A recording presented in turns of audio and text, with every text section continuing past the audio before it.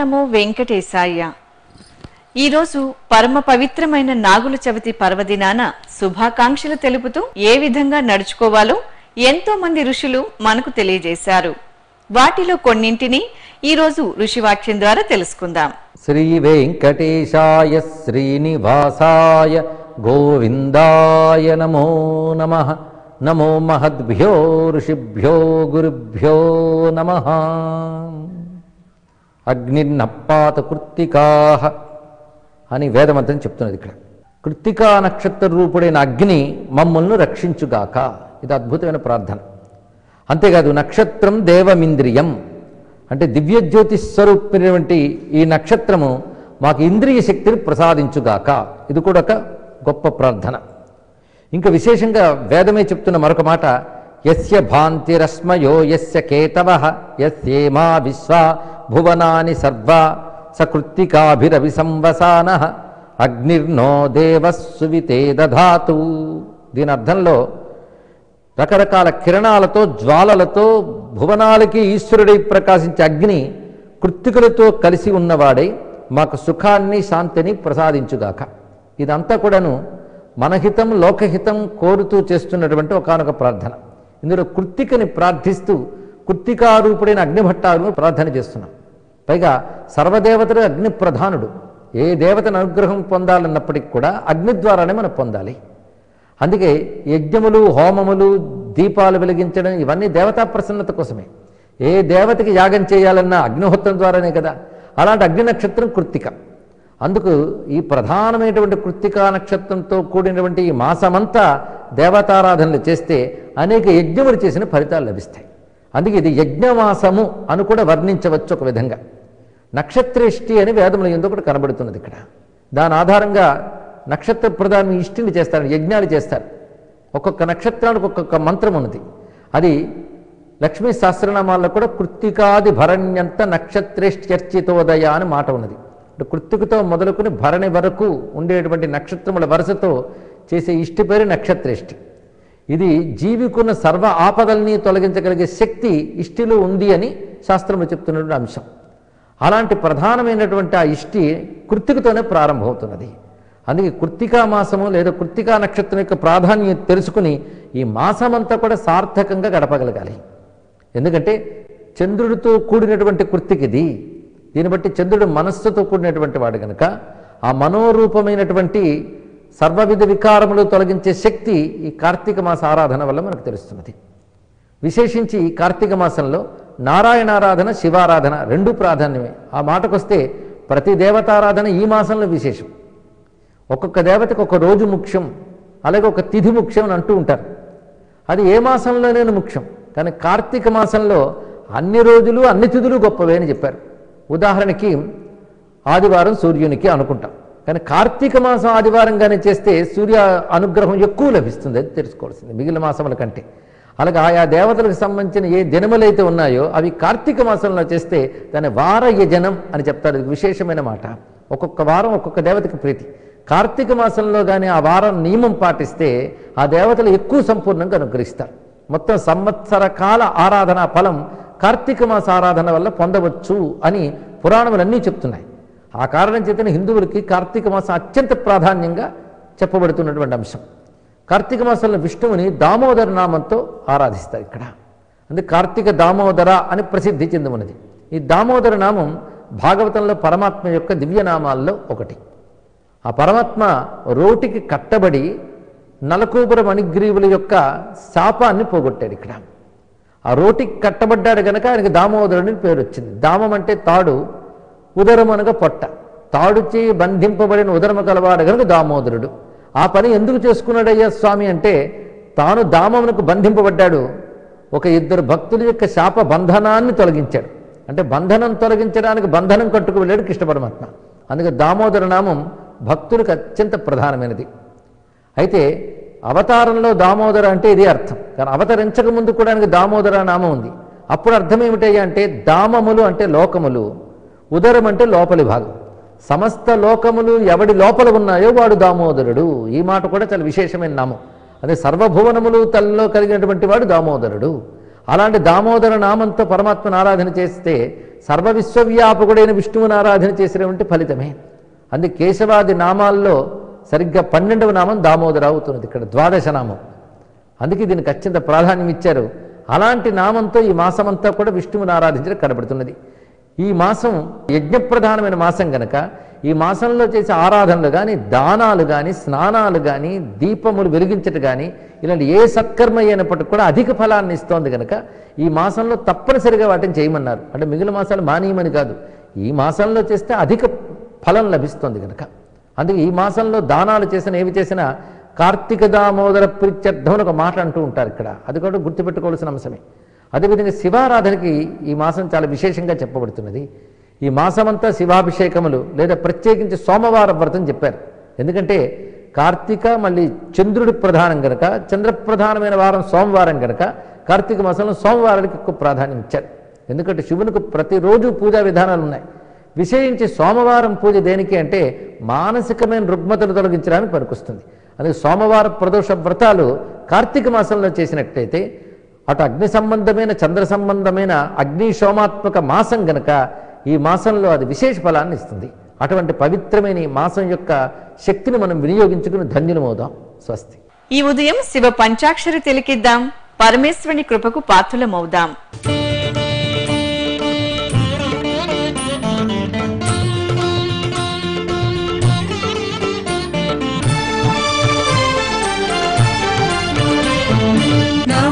శివాయ నమః శివాయ గంగాధర హర నమః శివాయ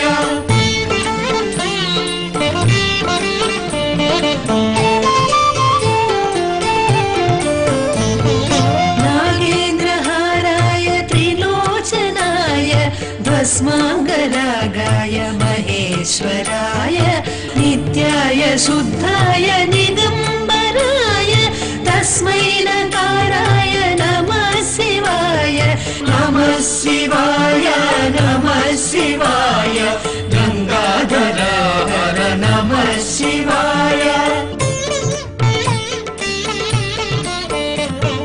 మందాకినీ సలిల చందన చర్చితాయ నందీశ్వర ప్రమథనాథ మహేశ్వరాయ మందార ముఖ్య బహుపుష్ప సుపూజితాయ తస్మై మకారాయ నమః శివాయ నమః శివాయ నమః శివాయ గంగాధర హర నమః శివాయ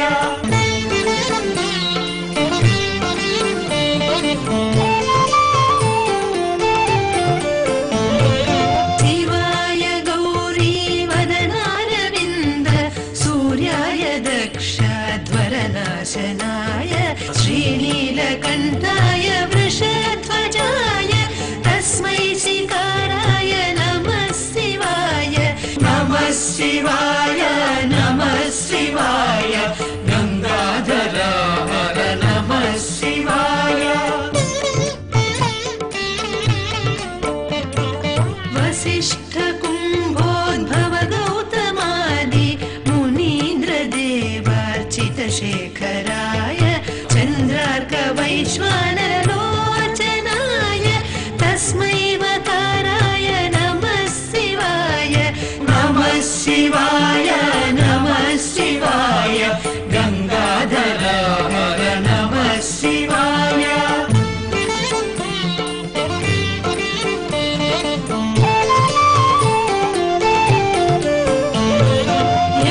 యక్షస్వరూపాయ జటాధరాయ పినాకహస్తాయ సనాతనాయ సుదివ్యదేహాయ దిగంబరాయ తస్మై యకారాయ నమః శివాయ నమః శివాయ నమః శివాయ గంగాధర నమః శివాయ. పరమాత్మ స్వరూపమైన కాలంలో ఒక్కో మాసానికి ఒక్కో విశిష్టత ఉంది. మనం కార్తీక మాసంలో ఉన్నాం కనుక కార్తీక మాస వైశిష్ట్యాన్ని కొంత తెలుసుకుందాం. మాసానాం కార్తీక శ్రేష్ఠ దేవానాం మధుసూదన తీర్థం నారాయణాఖ్యం హి త్రితయం దుర్లభం కలౌ. కలియుగంలో ఈ 3 విధాలైనటువంటి సేవనం చాలా దుర్లభమైనటువంటిది అని చెప్తున్నారు. ఇక్కడ మాసానాం కార్తీక శ్రేష్ఠ, మాసాలన్నిటిలో కూడా కార్తీక మాస సేవనం అనేటువంటిది ఎంతో శ్రేష్టమైనటువంటిది. ఆ మాసం అంతా వ్రతాచరణం చేయగలగడం అనేటువంటిది గొప్ప విషయం అని చెప్తున్నారు. అలాగే దేవతలందరిలో ఉపాస్య దైవంగా మధుసూదనుని, శ్రీ మహావిష్ణువుని ఉపాసించడం అనేటువంటిది కూడా గొప్ప విషయం అని చెప్తున్నారు. ఇక పైన ఎన్నో కోట్లాది తీర్థములు సమస్త విశ్వంలో వ్యాపించి ఉన్నప్పటికీ కూడా నారాయణ తీర్థం అనేటువంటిది ఏదైతే ఉన్నదో, బదరీ నారాయణ తీర్థం అని చెప్పబడేటువంటి ఆ నారాయణ తీర్థం మించినటువంటి గొప్ప తీర్థస్థానం మరొకటి లేదుట. ఈ 3 కూడా చాలా దుర్లభమైనటువంటివి అంటున్నారు. కనుక మనకు కార్తీక మాసం అనేటువంటిది ఎంత గొప్ప మాసమో మనం తెలుసుకోవచ్చు. అలాగే ఈ కార్తీక మాసంలో సాలగ్రామ శిలాదానం, సాలగ్రామ సమర్చనం అనేటువంటివి శ్రీ మహావిష్ణువు యొక్క సహజమైనటువంటి దశావతార మూర్తులతో, లక్ష్మీనారాయణ స్వరూపాలతోటి మనకు గండకీ నదిలో లభించేటువంటి సహజమైనటువంటి కృష్ణవర్ణ శిలలు సాలగ్రామములు అని చెప్పబడతాయి. కనుక ఆ సాలగ్రామ సమర్చనం చేసి శ్రీ మహావిష్ణువు అభిషేకనం కనుక మనం ఈ కార్తీక మాసంలో చేసినట్లయితే దానివల్ల ఎంతో పుణ్యం లభిస్తుంది. సర్వపాపక్షయకరం, సర్వపుణ్య వివర్ధనం అని చెప్తున్నారన్నమాట. ఇవి కార్తీక మాసం గురించి తెలుసుకోదగినటువంటి కొన్ని విశేషాలు. ఈరోజు తిథి, వార, నక్షత్రాల విషయాలను తెలుసుకుందాం. ఈరోజు అక్టోబర్ 23వ తేదీ చాంద్రమాన హేమలంబినామ సంవత్సరం దక్షిణాయన శరదృతువులో కార్తీక మాసంలో శుక్లపక్షంలో చతుర్థి తిథి, అనురాధ నక్షత్రం, సోమవారం. ఇక్కడ మనకు చాలా విశేషాలు ఉన్నాయి ఈ రోజున. మొదటిది ఏమిటంటే కార్తీక మాసంలో సోమవార వ్రతాలకి చాలా ప్రాశస్త్యం ఉన్నది. ఈ సోమవార వ్రతాలలో ఈ కార్తీక మాసంలో తొలి సోమవార వ్రతం ఈ రోజునన్నమాట. అలాగే రెండవ విశేషం ఏమిటి అంటే నాగుల చవితి, అంటే నాగదేవతోపాసనం అనేటువంటిది చేయాలి అని.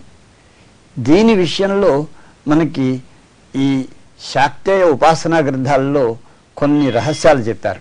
గడిచినటువంటి వర్షత్తువులోనూ ఆ పైన శరదృతువు ఆరంభంలోనూ కూడా అగ్నిమాంద్యం చేసి ఉంటుంది మనకి. ఈ అగ్నిమాంద్యం చేసినప్పుడు లోపల ఉండేటువంటి కుండలిని ఉపాసనకి ఆటంకాలు కలుగుతాయి. ఈ కుండలిని ఉత్థాన సమయంలో, ఈ ఉపాసనా కాలంలో మనకు తగినటువంటి రోజు ఈ కార్తీక మాస శుద్ధ చవితి అని చెప్తున్నారు. అందుకని కుండలిని నాగదేవతగా భావిస్తూ ఈ శక్తి ఉత్థానం కోసమని మనం చేసేటువంటి తొలి పూజ ఏదైతే ఉన్నదో దానికి నాగుల చవితి లేక నాగ చతుర్థి అని పేరు. అందుకని నాగుల చవితిని చూసుకోవాలి. అలాగే మనకి వైష్ణవాచార్యులలో శ్రీరామాయణ దేశకులని, శ్రీమల్ లక్ష్మణయతీంద్రులని చక్కగా అందరి చేత ఉపాసింపబడేటువంటి తిరుమల నంబి వారి యొక్క ఈ శాత్తుమర ఈ రోజున అని మనకు ఒక ప్రాశస్త్యం ఉన్నది. కారణం ఏంటంటే అనురాధ నక్షత్రయుక్తమైనటువంటి ఈ తిథి కనుక. ఇవి ఈనాటి తిథి, వార, నక్షత్రాలకు సంబంధించినటువంటి కొన్ని విశేషాలు. ఈ ఉదయం సాంబ సదాశివ స్తోత్రాన్ని తిలకిద్దాం. సదా ఆ పరమేశ్వరుని అనుగ్రహం మనకు కలగాలని వేడుకుందాం.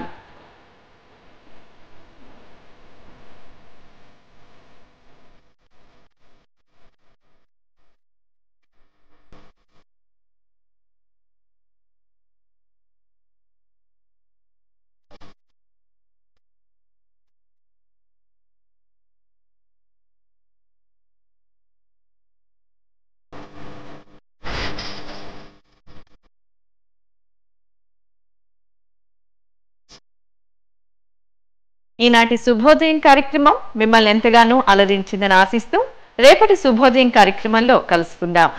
ఓం నమో వెంకటేశాయ.